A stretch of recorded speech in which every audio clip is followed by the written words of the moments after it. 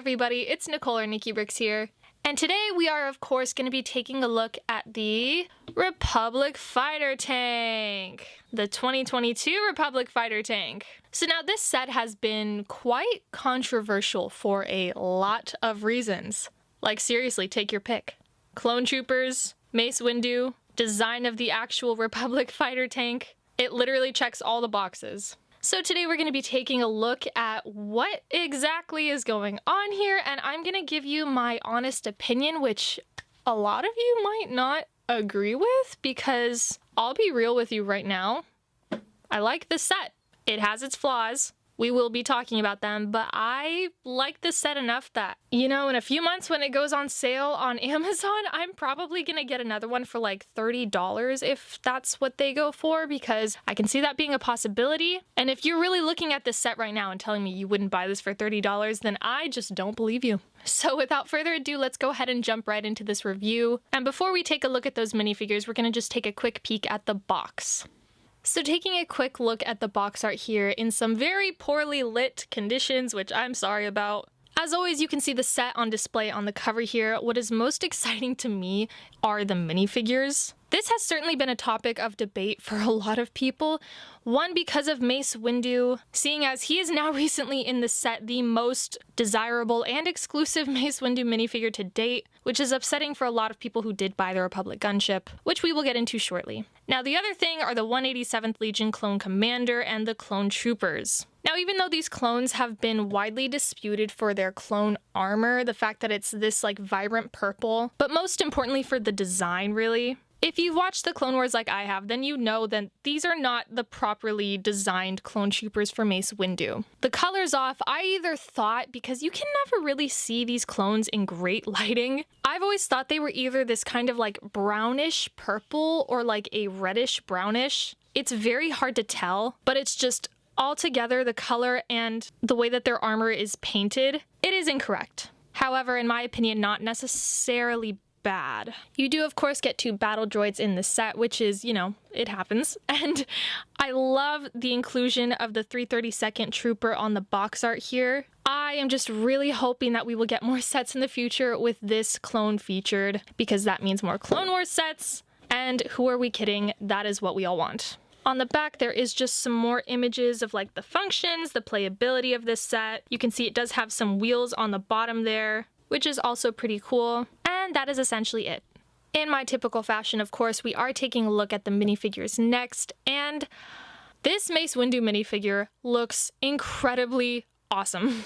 He's got the clone armor on both of his wrists, which is something that we just love to see on Jedi in these Clone Wars sets, which doesn't happen. And the fact that they even put that in there is kind of surprising to me, I'm not gonna lie to you. But I just really love the way that it looks. It is incredibly cool to see that they're doing a little bit something more for this figure, putting him in a Clone Wars set. However, we'll start off by talking about the elephant in the room. If you're hearing it from me, you've heard it a million times before already. People are very, very unhappy with the figure selection in this set, mainly because LEGO Star Wars just kind of threw him and the 187th in here as kind of like, this is the way things are. Do you know what I mean? Like, in my opinion, this minifigure was kind of supposed to make a point, given the fact that people were so upset about him being the minifigure chosen for the Republic gunship. He was not the minifigure that people had wanted for that set. He was, however, the minifigure that LEGO Star Wars wanted, so they put him in there. And then to further throw salt on the wound, they decided to say that they did not include exclusive minifigures that people really, really wanted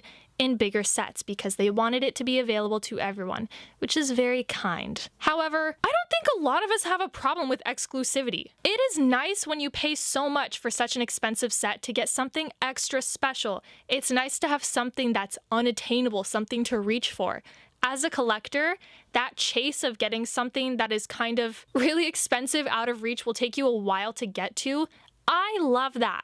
It is the thrill of collecting. So while I am very excited that I got this minifigure, they could have put him in the set, and they could have put Padme and Commander Cody, Phase 2 Commander Cody, in the Republic gunship set, and I would have gotten both. So the fact that this minifigure here is kind of supposed to be like a point, it does kind of diminish the likability.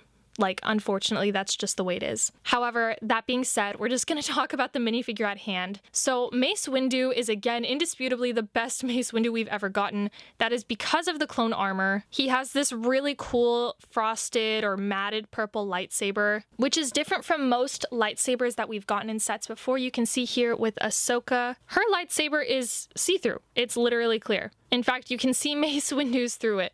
And I guess blue might not be the best comparison, but again, you can see going behind his lightsaber, you can't see through it at all. So his is a more matted lightsaber, this is more transparent, and this would be more accurate seeing as you can't see through lightsabers. So now the only thing that makes this Mace Windu different from the UCS Mace Windu is 1, the torso printing, and 2, the arms. So the arm printing, again, with the fantastic clone armor is what makes this one the better one. I'm not gonna lie to you. What you do get with the UCS gunship that is exclusive is the torso printing. You can see this one is nice and neat. His robes are clean, even though he's in battle.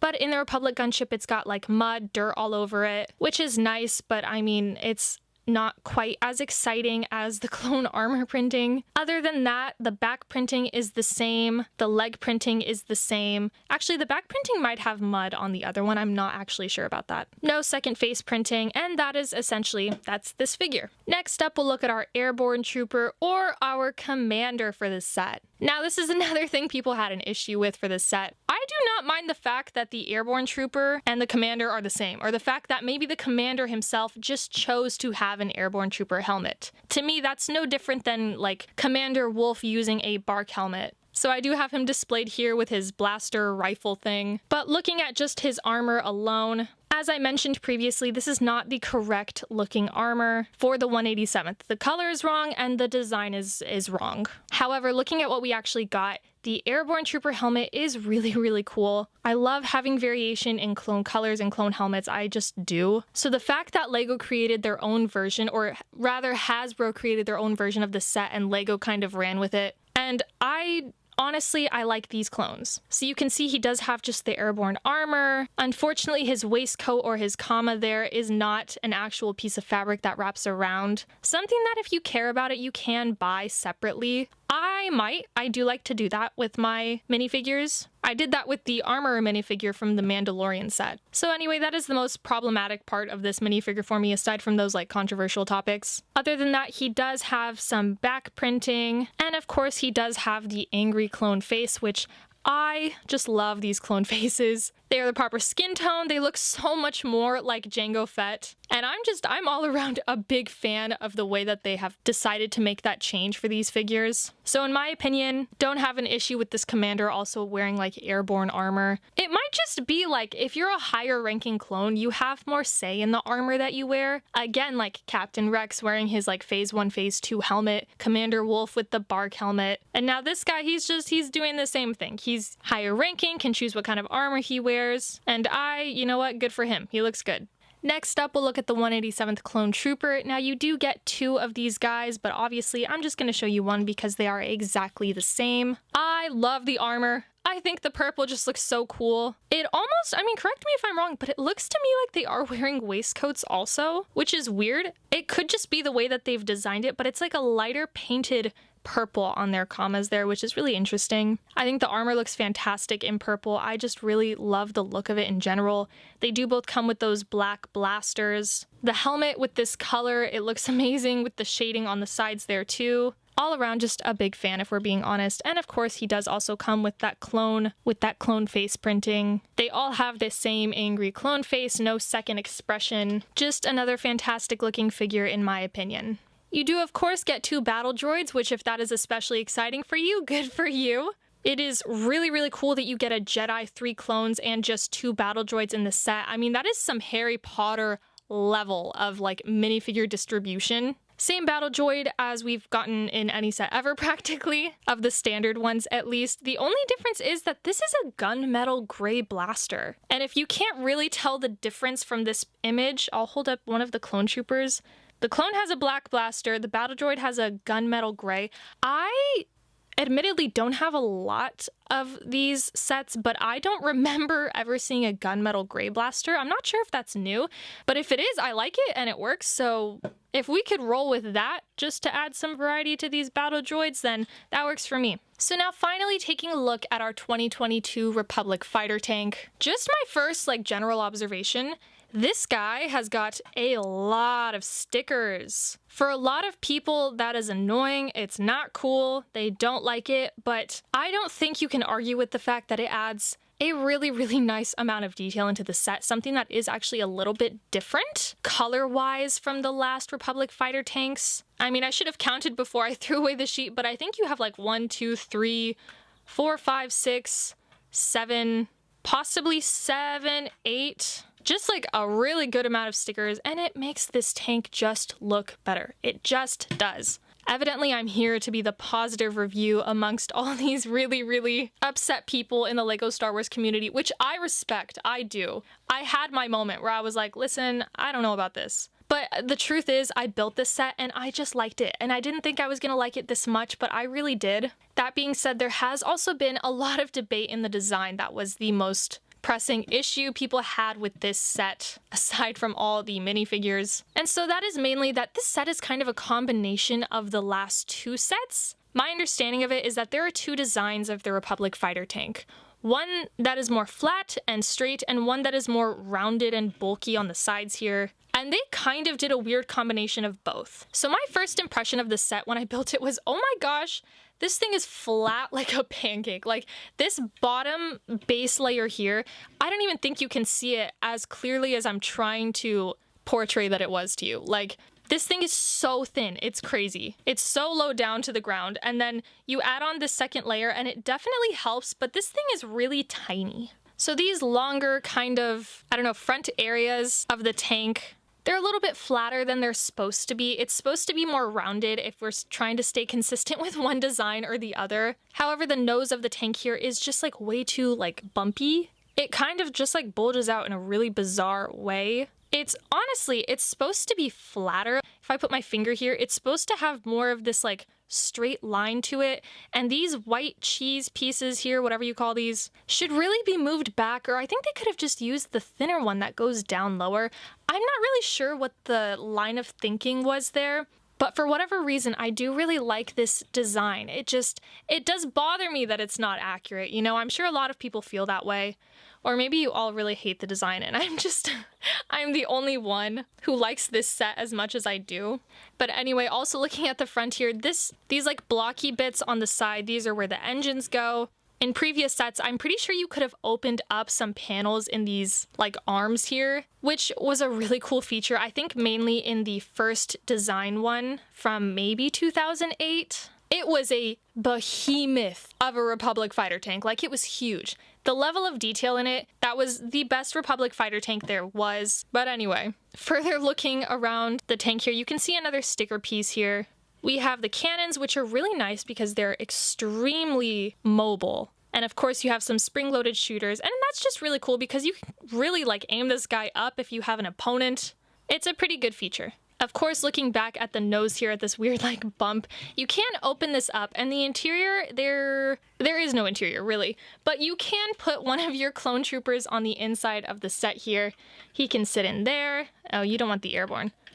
Let's try to be accurate. Clone trooper. Okay, so that guy fits in there perfectly. Unfortunately, you can only fit one. I did try to fit two. If you wanted to lay one of these guys flat, he could certainly fit behind the other trooper, just laying down back there, but that's a little weird. Another thing I do really like are the window panes on this tank. So this area would be the cockpit area, and I love that you can kind of imagine in a minimized scale of this tank that there would be two clone troopers just kind of looking, maybe one's driving, one is aiming the cannons.